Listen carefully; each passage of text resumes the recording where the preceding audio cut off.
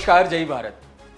આજની ક્રાઇમ સ્ટોરીમાં વાત કરવી છે ભૂતકાળની, ભારતના એ અભિન્ન અંગની, ભારતના એ અંગ પર લાગેલા જખમની, જેને ઉધેડશો તો એની અંદર ઘણા બધા એવા કિસ્સાઓ મળશે જે હજી ન્યાયની રાહમાં બેઠા છે. એને ખોજશો તો તમને પીડા થશે, એની કિસ્સાઓ જાણશો તો તમારી આંખમાંથી આંસુ નીકળશે. એને જો હજી વધારે ઉધેડશો તેમાંથી વિસ્થાપન નીકળશે, પીડા નીકળશે, મહિલાઓની ચીસ નીકળશે, બાળકોના આંસુ નીકળશે. હું વાત કરી રહ્યો છું કાશ્મીરની.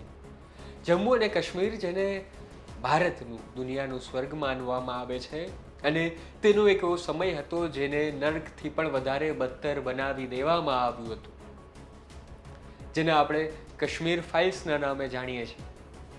હજી પણ ઘણા બધા લોકો તેની સાથે વિષય પર વાત કરવા માટે થોડા રોકે છે પોતાને. તેનું સાચું સત્ય હકીકત શું છે તે હવે ધીરે ધીરે બહાર આવી રહી છે. તેવામાં આજે વાત કરવી છે સરલા ભટ્ટની, જેને હવે 36 વર્ષ બાદ ન્યાય મળવાની અત્યારે જે છે તે કોશિશ થઈ રહી છે. તેને ન્યાય મળશે કે કેમ તેની ચર્ચાઓ થઈ રહી છે, અને અત્યારે તેમનો કેસ ફરી એકવાર ખુલ્યો છે. સરલા ભટ્ટ સાથે શું થયું હતું?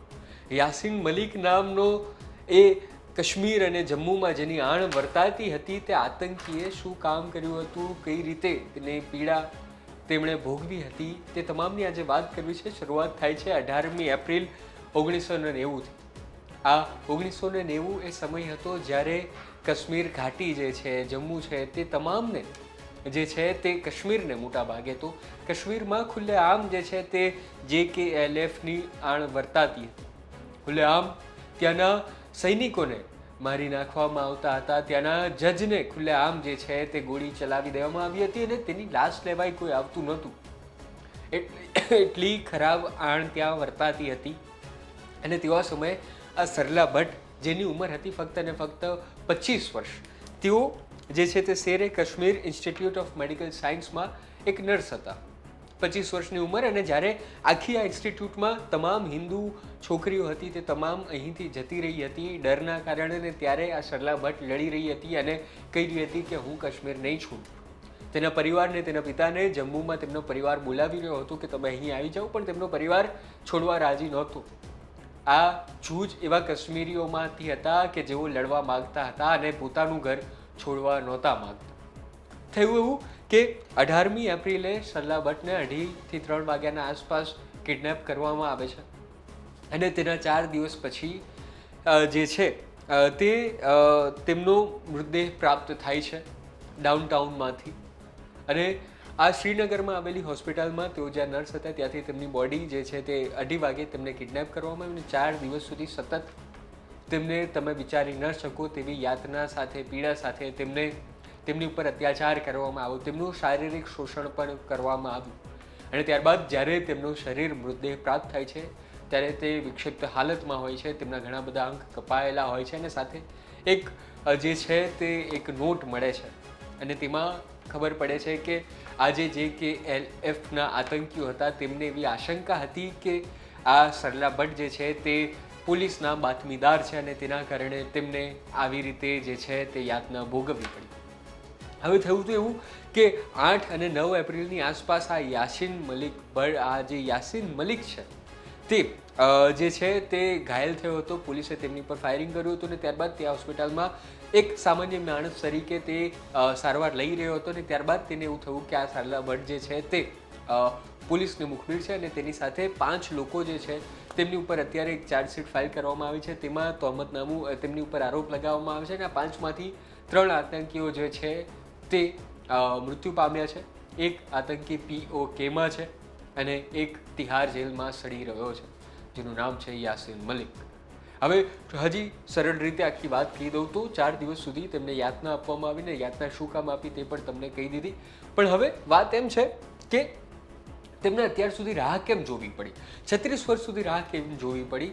અને આ 34 વર્ષ પછી, માફ કરજો, 2024માં માર્ચમાં તપાસ જે છે તે જમ્મુ અને કાશ્મીરના ડીઆઈજી હતા, તેમણે ફરી એકવાર આ ફાઇલ ખોલી અને તેમણે CIA એટલે કે જમ્મુ કાશ્મીરની સ્ટેટ ઇન્ટેલિજન્સ એજન્સીને ફરી એકવાર તેમણે તપાસ આપવાનું કહ્યું. ને આ એજન્સીએ ખૂબ મહત્વની ભૂમિકા ભજવી છે, કારણ કે આખો કેસ જે છે તે 36 વર્ષ જૂનો છે અને તેમણે તપાસની કોશિશ કરી ત્યારે 34 વર્ષ લાગી ગયા હતા અને મોટાભાગના જેટલા પણ સાક્ષીઓ હતા તે તમામ લોકો વિસ્થાપિત થઈ ગયા હતા, અથવા તો તેમની ઉંમર વધારે હતી, અથવા તો તેઓ મૃત્યુ પામ્યા હતા. તેવામાં આ સાક્ષીઓને પકડા અને સાથે સાથે જે પણ તમામ જે ફોરેન્સિક સાયન્સને માટે જરૂરી એવા સાયન્ટિફિક એવિડન્સ હોય તે પણ તેમણે જમા કર્યા અને ત્યારબાદ જે છે તે લગભગ 750 જેટલા પાનાની એક ચાર્જશીટ અત્યારે ફાઇલ કરવામાં આવી છે અને જે છે તે અત્યારે તેની ચર્ચા ખૂબ થઈ રહી છે. પરંતુ ન્યાયની ભાષામાં એક કહેવત ખૂબ વધારે જાણીતી છે, જસ્ટિસ ડિલેડ જસ્ટિસ ડિનાઇડ. 36 વર્ષ સુધી સરલા ભટ્ટે પોતાની ન્યાય માટેની રાહ જોવી પડી હતી. સરલા ભટ્ટના પરિવારને જ્યારે આ ખબર પડી ત્યારે તેના પિતા, જેણે તમામ ખબરને લગતા કટિંગ્સ, સમાચાર પત્રોના જે કટિંગ્સ હતા તે સાચવી રાખ્યા હતા, તેણે આખી રાત જોયા અને તે સૂતા નથી. આવું સરલા ભટ્ટની બહેન જે છે નાની, તેમણે કહ્યું હતું. આખો પરિવાર હજી પણ આહત છે. હજી પણ ઘણા લોકો જમ્મુમાં રહે છે, તેમના પરિવારના લોકો રહે છે અને સરલા ભટ્ટનો જ્યારે આ કેસ ફરી એકવાર ચાલી રહ્યો છે, 2 વાર તો ત્યાંના જે NGO હતા કાશ્મીરને લગતા, તેમણે ફરી 2 વાર સુપ્રીમ કોર્ટમાં યાચિકા પણ આપી હતી, પરંતુ 2 વાર સુપ્રીમ કોર્ટમાંથી આ યાચિકા ખારીજ કરવામાં આવી હતી અને આખરે જ્યારે જમ્મુ કાશ્મીરના DIGએ આખી તપાસ ત્યાંની એક સ્પેશિયલ એજન્સીને સોંપી અને ત્યારબાદ એકવાર દળદાર 750 પાનાની ચાર્જશીટ બનાવવામાં આવી છે અને હવે 36 વર્ષે ન્યાય મળ્યો છે. મિત્રો, હજી પણ ઘણા બધા એવા લોકો છે જે જમ્મુ અને કાશ્મીરમાં રહી રહ્યા છે અને તેઓ ન્યાયની રાહમાં હજી પણ ઊભા છે. આ જે છે તે મલિક જે છે તે અત્યારે તિહાર જેલમાં બંધ છે. તેની વાત કરીએ તો તે JKLFનો 1880-90ની આસપાસ તે જોઈન કરે છે અને ત્યારબાદ 90માં તો તે ત્યારનો જે છે તે મુખિયા પણ બની જાય છે અને 94 સુધી તે તેમાં રહે છે અને ત્યારબાદ પોલિટિક્સમાં આવવા માટે તે સશસ્ત્ર દળોની જે છે તે પોતે શસ્ત્રને મૂકી દે છે.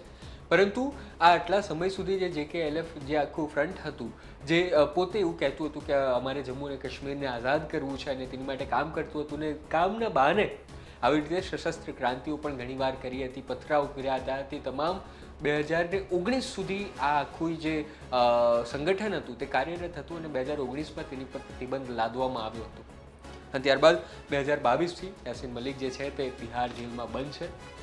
જે તેની સામેના મામલાઓ જે છે તે ચાલી રહ્યા છે. હજી ઘણા બધા આવા કિસ્સાઓ છે જેની હજી ચાર્જશીટ પણ ફાઇલ કરવામાં આવી નથી. ક્યારે થશે તે ખબર નથી, પરંતુ અમે તમને જણાવતા રહીશું. આ ગુજરાત તકનો ક્રાઇમ શો હતો. મારું નામ છે કૃણાલ. મને રજા આપો, નવા વિડીયો સાથે જરૂર મળીશું. તમારું આ મામલે શું માનવું છે કોમેન્ટમાં જરૂર જણાવજો.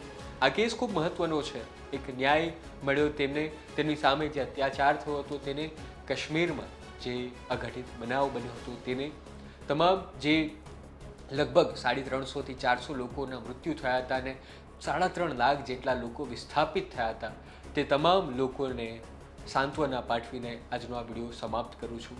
ધન્યવાદ.